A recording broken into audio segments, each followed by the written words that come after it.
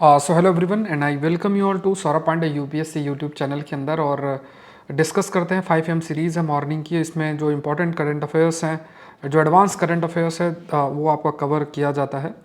अलग अलग जो न्यूज़पेपर और इन सब में पब्लिश भी होता है। तो यहाँ पे अगर आप देखोगे फॉरेस्ट कंजर्वेशन अमेंडमेंट एक्ट के ऊपर है। 2023 का जो फॉरेस्ट कंजर्वेशन अमेंडमेंट एक्ट है 2023 का, उससे रिलेटेड जो है दिया। इस पर हम लोगों ने द हिंदू के अंदर भी काफ़ी डिस्कशन किया है।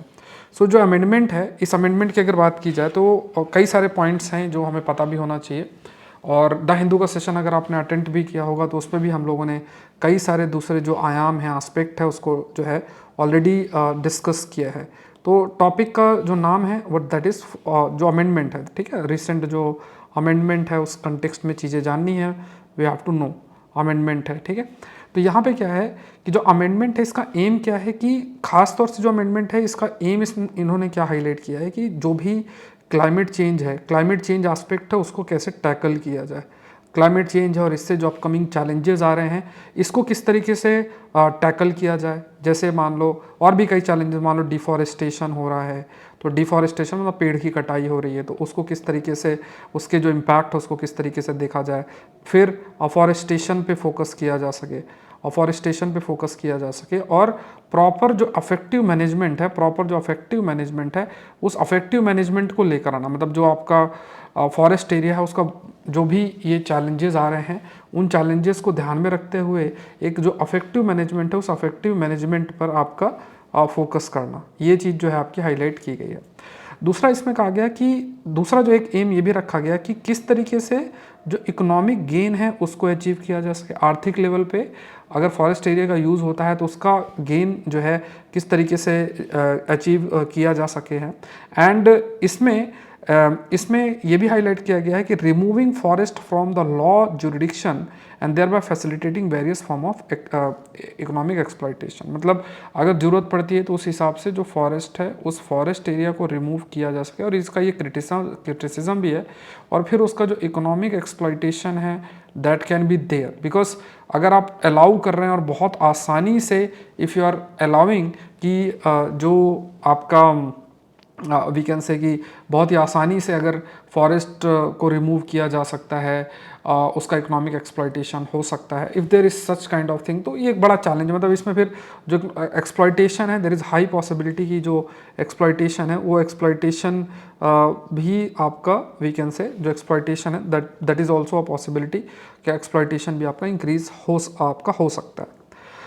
अमेंडमेंट जो है उसमें ये भी कहा गया कि यहाँ पे ऐसे एरियाज जैसे मान लो फॉरेस्ट, जो फॉरेस्ट एक्ट है, फॉरेस्ट कंजर्वेशन एक्ट है 1927 का, इस एक्ट के तहत जो भी रीजन्स कैटेगराइज किए गए हैं फॉरेस्ट के रूप में, जो भी रीजन फॉरेस्ट के रूप में कैटेगराइज किए गए हैं उन्हीं पर ये आपका लागू किया जाएगा। और जो कट ऑफ डेट रखी गई है, मतलब जैसे मान लो किसी एरिया को फॉरेस्ट एरिया डिक्लेयर किया गया है और कट ऑफ डेट है अक्टूबर 25, 1980, इस डेट को ध्यान में रखते हुए अगर मान लो मतलब कोई फॉरेस्ट एरिया डिक्लेयर है तो वहीं पे इस पर जो ये लॉ है, ये लॉ उस पर जो है वो लागू किया जाएगा। ये चीज़ आपकी हाईलाइट की। अब जैसे मान लो आप देखो यहाँ पे स्टेटमेंट दिया, मैंने हिंदू में इसको बहुत डिटेल में पढ़ाया है, आप लोगों ने देखा भी होगा।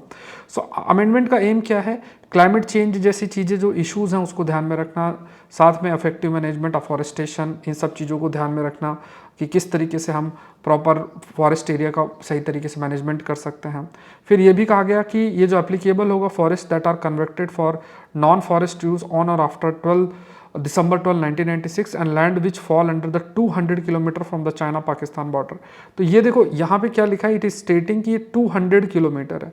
बट अगर देखोगे ना इस एक्ट में देखा गया है कि यहाँ पे एक्सेप्शन जो दिया गया है वो है 100 किलोमीटर का, मतलब जो बॉर्डर एरिया है उससे 100 किलोमीटर तक का एरिया। तो यहाँ पे ये तो स्टेटमेंट सही है बट ये गलत हो गया, यहाँ पे 100 किलोमीटर का है। और इसमें ये भी है कि किस तरीके, इसमें ये भी आपका हाईलाइट किया गया है कि फॉरेस्ट एरिया को आप कैसे इकोनॉमिक यूज़ के लिए मतलब इस्तेमाल कर सकते हो। इकोनॉमिक जो इस्तेमाल है मतलब गेन के लिए भी कैसे इस्तेमाल कर सकते हो, मतलब अगर पॉसिबिलिटी है कि उसका इकोनॉमिक गेन किया जा सकता है तो उस पर भी फोकस आपका किया गया। तो यहाँ पे दो स्टेटमेंट्स इसमें सही है। सपोज करो इसमें आंसर है, अगर क्वेश्चन है विच ऑफ द फॉलोइंग, यहाँ पे हाउ लिखा है, अगर सपोज करो विच ऑफ द फॉलोइंग है तो विच ऑफ द फॉलोइंग में 1 और 3rd स्टेटमेंट सही हो, लेकिन हाउ मैनी में ओनली 2, मतलब 2 स्टेटमेंट आपके सही हैं। दूसरा देखते हैं, दूसरा एक प्रश्न है and this question is again very important, और अगर आपने पुष्पा मूवी देखी होगी तो रेड सैंडर के बारे में भी आप जानते होंगे। So India recently remove from the review of a significant trade for the red sander. The red sander Pterocarpus santalinus, ये जो मतलब ऐसा ट्री है जिसका मार्केट वैल्यू काफ़ी हाई है। कुछ जो डिस्ट्रिक्ट्स हैं आंध्र प्रदेश और इन सब में ये आपका पाया जाता है। Species subject to illegal harvesting, smuggling, ये सारी चीज़ें हैं। तो आप ये कह सकते हो कि बिकॉज इसका मार्केट वैल्यू बहुत ज़्यादा है तो इस वजह से खास तौर से क्योंकि आंध्र प्रदेश का जो रीजन वहाँ ये पाया भी जाता है, कुछ ऐसे डिस्ट्रिक्ट वहाँ ये पाया जाता है, तो बिकॉज ऑफ द फैक्ट कि इसका मार्केट वैल्यू बहुत हाई है, इसमें कई प्रकार के क्योंकि रिस्ट्रिक्शंस भी थे सेल ट्रेड और इन सब में, तो इलीगल तरीके से स्मगलिंग और ये काफ़ी कुछ आपकी की जाती है। तो ये जो स्पीसीज़ है इसको अपेंडिक्स, ये जो स्पीसीज़ है इसको अपेंडिक्स 2 और अंडर जो कन्वेंशन है एंडेंजर्ड स्पीसीज़ के ट्रेड से रिलेटेड जिसे हम साइट्स बोलते हैं, तो इसको इसमें इंक्लूड किया गया है सिंस 1994 से। So India has recently removed from the review of the significant trade for red sander, because ये आपका रिमूव किया गया है एंड बिकॉज इसमें फिर क्या है कि अगर रिमूव किया गया तो इसका थोड़े बहुत जो है बेनिफिट भी होगा। तो रेड सैंडर स्पीसीज़ जो है वो लिस्टेड किया गया था रिव्यू फॉर सिग्निफिकेंट प्रोसेस और मोर और लेस 2004 से ये चीज़ इंक्लूड की है। मतलब ये जो लिस्टिंग है कि इसको इसका जो व्यापार है उसको रिव्यू किया जाएगा, इसको रखा गया है 2004 से, 2004 से ये रखा गया है। अब क्योंकि इसको रिमूव कर दिया गया है तो इट विल ईजिली हेल्प, मतलब जो थोड़ा सा ट्रेड और इन सब में आसानी भी रहेगी। So side standing committee place increased इन स्क्रूटनी एक्सपोर्ट और इन सब में बहुत सारी चीज़ें रहती हैं, क्योंकि जब से ये इस लिस्ट में था तो काफ़ी सारी स्क्रूटनी थी, लेकिन अब क्योंकि रिमूव हो गया तो जो भी स्क्रूटनी होगी वो थोड़ा सा रिड्यूस हो जाएगा। तो रेड सेंटर के से रिलेटेड ये बात याद रखनी है आपको। तो यहाँ पे तीनों आपके statements, all the 3 statements are correct, answer इसका ऑल ऑफ द 3 होगा। फिर देखते हैं नाइपर रिवर के ऊपर है। नाइपर रिवर इस समय आपकी न्यूज़ में है। तो ये जो रिवर है ये बेलारूस और यूक्रेन के बीच में फ्लो करके और ये ब्लैक सी रीजन पे जाती है, ठीक है। ये रिवर कहाँ जाती है? Black Sea region. सब एडवांस करंट अफेयर्स है, ये न्यूज़ में है, ठीक है। Rising Valdai hills near Smolensk river, ये रिवर जो एक जगह है स्मोलेंस्क करके रशिया के अंदर, वहाँ पे ये राइज करती है। तो वल्डाई हिल्स करके लोकेटेड है। वल्डाई जो हिल्स हैं वहाँ से राइज करती है नियर स्मोलेंस्क रशिया, यहाँ लोकेटेड है। It is the longest river of Ukraine, Belarus and 4th longest river Europe में है, वोल्गा, डैन्यूब और यूरा। तो ये भी स्टेटमेंट सही है। तो मतलब इंपॉर्टेंट रिवर है। तो इसके थोड़े से फैक्ट्स आपको याद रखना है कि जो रिवर है ब्लैक सी में जाती है, रशिया के वल्डाई हिल्स है वहाँ से ओरिजिनेट होती है और बेलारूस और यूक्रेन से होते हुए ब्लैक सी तक आपकी जाती है। और अगर देखा जाए तो लॉन्गेस्ट रिवर यूक्रेन और बेलारूस की और 4th लार्जेस्ट रिवर यूरोप की कंसिडर की जाती है, वोल्गा, डैन्यूब और यूराल रिवर के बाद से। तो यहाँ पे भी अगर रिफिल सी, तो ये स्टेटमेंट हमारा गलत है, बाकी दोनों स्टेटमेंट हमारे सही हैं। तो यहाँ पे आंसर ओनली 2 होगा। सपोज करो अगर यहाँ पे हाउ की जगह विच लिखा जाता, which of the following statement is correct, तो तब इसका आंसर 1 और 3 होता, ठीक है। ये चीज़ ध्यान में रखना है। तो ये पॉइंट्स आप अपने नोट्स में जो है नोट कर लेना। इसका PDF का मैं कर रहा हूँ, बाद में आप लोग को PDF प्रोवाइडेड होगा, कैसे होगा वो सारी जानकारी मैं आपको प्रोवाइड कर दूंगा। तो वो PDF आपके लिए थोड़ा सा मतलब बाद में क्वेश्चंस अगर आप अटेम्प्ट करना चाहते हो तो कर सकते हो, बट नोट्स बनाना बहुत इंपॉर्टेंट है। और ये जो प्रीलिम्स टेस्ट सीरीज़ है सौरभ पांडे CSE ऐप के अंदर, जिसने भी अभी तक नहीं दिया है, आलस जो भी कर रहे हैं, तो प्लीज़ उन टेस्ट को दें। टेस्ट के लिए कैसे ऐप डाउनलोड करोगे, अभी उसमें 50 टेस्ट है, 4 टेस्ट ऑलरेडी हो चुके हैं, 5वां टेस्ट इस संडे को रात को 9 बजे है। तो ये टेस्ट 4 तो एटलीस्ट आप दे लो और 5वां टेस्ट जो है वो भी आप जो है जिस संडे को आप दे सकते हैं। तो उसका प्राइस भी ज़्यादा नहीं, 499 प्राइस है, 50 टेस्ट हैं। तो उन टेस्ट को आप देना ज़रूर से है। अगर आप 24 की तैयारी कर रहे हैं तो इन टेस्ट से भागना नहीं है। हो सकता है आपके नंबर बहुत ही कम आए, बट आप धीरे धीरे अपना तैयार करेंगे, आपका माइंड ट्यूनिंग होगी, अच्छा मैं पढ़ाई जो कर रहा हूँ वो इस डायरेक्शन में आपकी पढ़ाई हो रही है। ऐसा ना हो कि वन लाइनर चीज़ें हम पढ़ रहे हैं और हमें लग रहा है कि हम बहुत अच्छी चीज़ें कर रहे हैं, या फिर उस टाइप के वीडियोस देख रहे हो कि ये जीवन में कैसे ये हो वो हो, या बस मोटिवेशनल टॉक चल रही है, या फिर सेंसेशनल वीडियोस जो हैं वो चल रहे हैं। कंटेंट अगर आप देखोगे, आप इस चैनल के अंदर देखो Saurabh Pandey UPSC YouTube channel, आप कंटेंट कंपेयर कर लो पूरे यूट्यूब जो है ना, जिसको भी आप बहुत अच्छा चैनल मानते हैं, उनसे आप कंटेंट कंपेयर करें। करंट अफेयर्स पर्सपेक्टिव की बात हो रही है तो आप देखेंगे कि आपका जो कंटेंट का करंट अफेयर्स के जो एडवांस टॉपिक का कवरेज है बहुत अच्छा है यहाँ पे। एक तो ये है, उसके अलावा हिंदू का सेशन भी आपका होता है, तो इसको अच्छे से फॉलो करें और अपनी प्रैक्टिस करें एडवांस करंट अफेयर्स की। जो प्रीलिम्स टेस्ट सीरीज़ है इसका प्राइस इंक्रीज हो जाएगा, मे बी अभी नवंबर एंड के बाद से फिर ये आपका प्राइस बढ़ जाएगा। तो इससे पहले आप लोग अपना इसका हिस्सा बन के और अपनी प्रैक्टिस करते रहें, उस पर आपको डिले नहीं होना है, ठीक है। व्हाट इज इसके लिए जो ऐप डाउनलोड करना, that is Saurabh Pandey CSE app है, लिंक उसका डिस्क्रिप्शन बॉक्स में ऐप का दिया हुआ है, तो आप लोग उसको गो थ्रू हो सकते हैं। और नेक्स्ट देखते हैं एरो 3 मिसाइल किलर के ऊपर है। सो एरो 3 जो है इसमें अगर देखा जाए, so Arrow 3 is a part of India's Arrow weapon system. तो देखो ये इंडिया का पार्ट नहीं है, ये बेसिकली इजराइल का हिस्सा है, ठीक है, इजराइल का हिस्सा है। एंड ये इजराइल का एरो वेपन सिस्टम का है। And anti tactical ballistic missile defence system. Ballistic missile क्या होती है, जैसे मान लो जो भी बैलिस्टिक मिसाइल की अगर बात करूँ तो इसको इस पैराबोलिक पाथ में छोड़ा जाता है, जैसे यहाँ से मिसाइल छोड़ी और इधर ये टारगेट आपका हिट करता है। ये बैलिस्टिक मिसाइल के बेसिक फीचर्स हैं। जो बैलिस्टिक मिसाइल है उसका ये बेसिक फीचर होता है।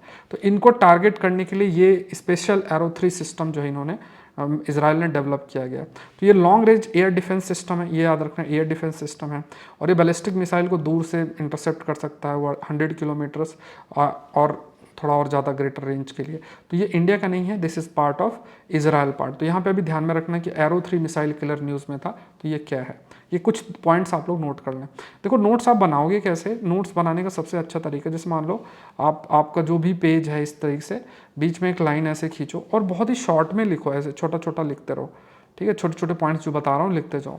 बाद में PDF आपको शेयर करूँगा, बढ़िया तरीके से प्रैक्टिस कर लेना। बट अगर आप नोट्स नहीं बनाओगे तो फिर ये चीज़ आपके इतना वर्क नहीं करेगी। नेक्स्ट देखते बिरसा मुंडा जो है ये न्यूज़ में है।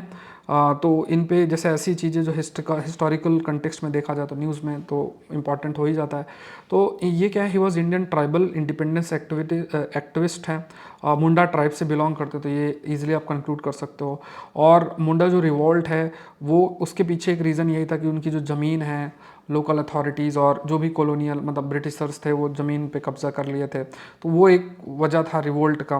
बिरसा मुंडा जो है उन्होंने ब्रिटिश जो क्रिश्चियन मिशनरी है उनको भी चैलेंज किया था, ये भी आपका जो है सही है। तो लेट 19th सेंचुरी में ब्रिटिश राज के दौरान जो मूवमेंट भी रन किया गया था, मूवमेंट भी आपका रन किया गया था, और आप कह सकते हैं इंडियन इंडिपेंडेंस मूवमेंट में इनका एक बड़ा एक इम्पॉर्टेंट रोल था, और है ना, बड़ा एक इम्पॉर्टेंट रोल था।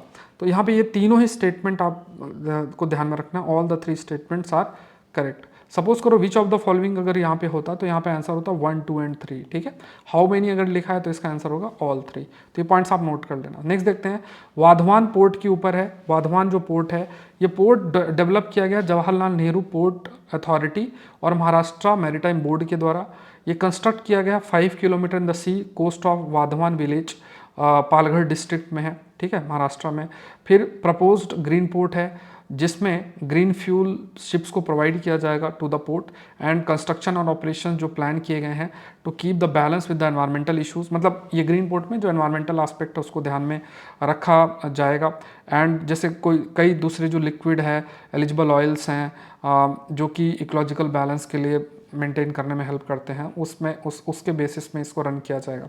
तो देखो ये एक ग्रीन पोर्ट है, आपको ये याद रखना, और ये महाराष्ट्र के इस रीजन पे लोकेटेड है, और इसको develop jointly Jawaharlal Nehru port authority और महाराष्ट्र मैरीटाइम बोर्ड के द्वारा इसको आपका डेवलप किया गया है। तो यहाँ पे क्या है, सबसे स्पेसिफिक पॉइंट आपको इसका ध्यान में रखना है कि इस पोर्ट की जो खास बात है ये ग्रीन पोर्ट है, मतलब जो भी चीज़ें यहाँ की जाएंगी उसमें एनवायरमेंटल पार्ट को बहुत सीरियसली लिया जाएगा, एनवायरमेंटल पार्ट को बहुत ही ज़्यादा सीरियसली लिया जाएगा, मतलब एनवायरमेंटल इकोलॉजिकल बैलेंस मेंटेन करके चला जाएगा, ऐसा इसमें कहा गया है।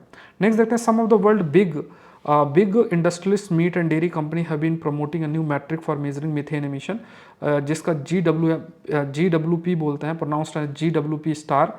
विच they argue is the more accurate way to calculate emission from the green house gas. मतलब ग्रीन हाउस गैस के एमिशन को मेज़र करने के लिए खास तौर से जो मीथेन एमिशन उसको एक प्रकार से नापने के लिए कि कितना होता है, तो उसके लिए एक तरीका है मेज़र करने का। तो यहाँ पे क्या है, ये जो स्टैब्लिश्ड मैट्रिक्स है अंडर 2015 पेरिस एग्रीमेंट, मतलब इस पेरिस एग्रीमेंट के तहत इस मैट्रिक्स को डेवलप किया गया था, जिसमें जो ग्लोबल वार्मिंग है over 100 years period is GWP 100 which is the global warming potential evaluated over the 100 years time line. मतलब 100 साल के अंदर जो ग्रीन हाउस गैसेस हैं, लाइक फॉर एग्जांपल मतलब जो ग्रीन हाउस गैसेस का जो एमिशन हो रहा था लास्ट 100 ईयर्स के अंदर, तो कितना एमिशन हुआ, तो वो आपका GWP है ना, ग्लोबल वार्मिंग पोटेंशियल, जो आपका ग्रीन हाउस गैस का कितना एमिशन हुआ है लास्ट 100 ईयर्स में, वो GWP 100 के अंदर इंक्लूडेड है। और यहीं पे जो ये मैट्रिक्स GWP स्टार है, ये स्पेसिफिकली रिलेटेड किससे, मीथेन से। सो यहाँ पे क्या है, ये बेसिकली किससे है, GW star focuses on changes in the emission और decadal time scale rather than absolute level. मतलब डिकेड मतलब 10-10 साल के अंतर में कितना चेंजेस आपके आए हैं, तो ये चीज़ आपका खास तौर से GWP स्टार के द्वारा आपका देखा जाएगा। तो ये एक इसका है। एंड जो GW100 है वो मेज़र करेगा, जो भी आप कह सकते हैं, यू कैन से कि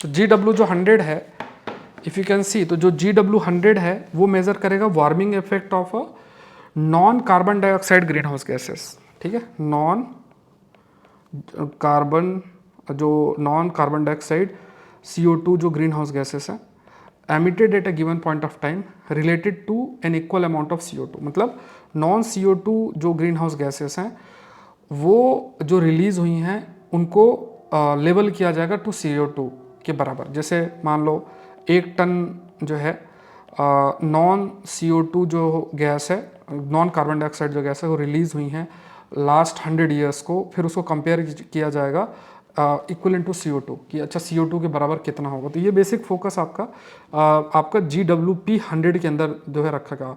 वहीं अगर GWP की स्टार की बात करें तो यहाँ पे क्या है, डिकेडल टाइम स्केल पे फोकस किया, 10 साल है ना, इस टाइप से। और GW100 बेसिकली GWP जो 100 है वो बेसिकली आपका वी कैन से कि लास्ट 100 ईयर्स में कितना एमिशन हुआ है, इस सब पे नज़र रखा। तो ये पॉइंट्स आपको ध्यान में रखते हैं। यहाँ पे अगर आप देखोगे तो ये दोनों ही स्टेटमेंट इसमें आपके सही हैं। नेक्स्ट देखते हैं, IGLAS is a man-portable air defense system. IGLAS that can be fired by individual or crew to bring down an enemy aircraft. The weapon and advanced variant of IGLA MAPAD can engage low flying जो aircraft है, helicopters हैं, और and identify air target such as cruise missiles and drones. इनको ये identify कर सकता है। इसका रेंज 500 मीटर से 6 किलोमीटर तक है और ये अटैक कर सकता है एल्टीट्यूड ऑफ 3.5 किलोमीटर तक है। तो यहाँ पे क्या है कि यूक्रेन ने बेसिकली अभी इसको डिप्लॉय किया, इस वजह से ये न्यूज़ में भी आपका रहा है क्योंकि यूक्रेन के द्वारा ये डिप्लॉय किया गया है, दैट इज़ द रीज़न ये आपका काफ़ी न्यूज़ में भी रहा है। तो यहाँ पे पहली चीज़ तो याद रखना, IGLAS जो है ये man portable air defence system. Man portable का क्या मतलब, इसको एक जगह से दूसरी जगह आप इजीली ले जा सकते हो। एंड यहाँ पे क्या, इंडिविजुअल के द्वारा भी इसको फायर किया जा सकता है। कोई एयरक्राफ्ट, हेलीकॉप्टर, कोई मिसाइल उसको अगर गिराना है तो इसके माध्यम से किया जा सकता है। तो जनरली आपको बस याद रखना है कि रिसेंटली अगर आपसे पूछे IGLAS न्यूज़ में था तो ये क्या है, ठीक है। तो ये बेसिकली क्या है, man portable air defence system का हिस्सा है, ये ध्यान में रखते हैं। यहाँ पे क्या है कि तीनों ही स्टेटमेंट सही है, आंसर क्या होगा, ऑल ऑफ द। तो आप क्या कर सकते हो, पॉज कर सकते हो, इन पॉइंट्स को साथ साथ में नोट करते जाओ। देखो आंसर जो है लिखते जाओ, नोट्स बनाते जाओ, बहुत मैटर करता है। अगर आप सिर्फ ये है कि कोई आपको ज्ञान दे दे कि यार कोई कहीं वीडियो देख रहे हो और आपको ज्ञान मिल रहा है कि कोई बोलेगा कि ऐसे कर लो, कोई बोलेगा वैसे कर लो, और आप एक वीडियो देख रहे हो फिर 4 वीडियो, जो स्टार्टिंग में हम तैयारी में होते हैं या मिडिल ऑफ तैयारी में रहते हैं, कभी भी कोई कन्फ्यूज़न होता है तो आपको लगता है कोई मेरे जो मैं काम नहीं कर रहा हूँ, मेरा जो कंफर्ट एरिया है उसको कोई जस्टिफाई कर दे अपने शब्दों से, तो आपको अपने कंफर्ट एरिया तो देखो छोड़ना पड़ेगा। अगर आपको डेली बेसिस में कोई चीज़ करनी है तो वो करनी ही है। अगर आप एक तरीके से इन चीज़ों को करते जाएंगे तो आपका बिल्ड होता जाएगा, कंसेप्ट बिल्ड होता जाएगा, आपकी आदत बनती जाएगी इन क्वेश्चंस को, क्योंकि क्योंकि प्रीलिम्स इतना आसान नहीं है, प्रीलिम्स बहुत ही ज़्यादा डिफिकल्ट है आज के समय में। कोई श्योरिटी नहीं है, चाहे कोई इंटरव्यू दे, कोई सेलेक्ट हो, कोई गारंटी नहीं कि वो दोबारा से प्रीलिम्स क्लियर कर पाएगा कि नहीं, क्योंकि पेपर का लेवल है। जीएस का पेपर भी टफ है, सीसैट का पेपर भी टफ है। तो इसको बहुत सीरियसली लो। इन टॉपिक्स को अगर आप अभी ध्यान देना, 8-8 क्वेश्चन करते जाओगे, आप देखोगे कि जब तक एग्जाम आएगा आपके पास हजारों टॉपिक्स के नोट्स बन जाएंगे, और उन्हीं को बहुत आसानी से आप नोट डाउन करके और अपने नोट्स बना के रिवाइज कर सकते हो। तो इसको आपको सीरियस लेना है, ठीक है। मैं एग्रीकल्चर का बैच 2 भी जल्द लॉन्च करने वाला हूँ आपका सौरभ पांडे CSE ऐप के अंदर, तो उसको भी आप लोग फॉलो कर सकते हैं। अभी भी आपके पास मौका है कि मिड ऑफ जनवरी तक आप अपने ऑप्शनल को पूरा कर सकते हैं। 2025 की तैयारी कर रहे हैं तो फिर भी अपने ऑप्शनल को कंप्लीट कर सकते हैं, ठीक है। अभी यहाँ पे पेपर 2 की क्लासेस आपकी चल रही हैं, ठीक है। पेपर 2 की क्लासेस अभी एग्रीकल्चर ऑप्शनल की चल रही हैं। Saurabh Pandey UPSC YouTube channel को जरूर से सब्सक्राइब करें, सेशन को जरूर से लाइक करें, और द हिंदू सेशन को जरूर से अटेंड करें। 9 बजे तक आपको वो सेशन आपको इसी चैनल के अंदर मिल जाएगा। मिलते हैं नेक्स्ट सेशन के अंदर। Thank you everyone, thank you.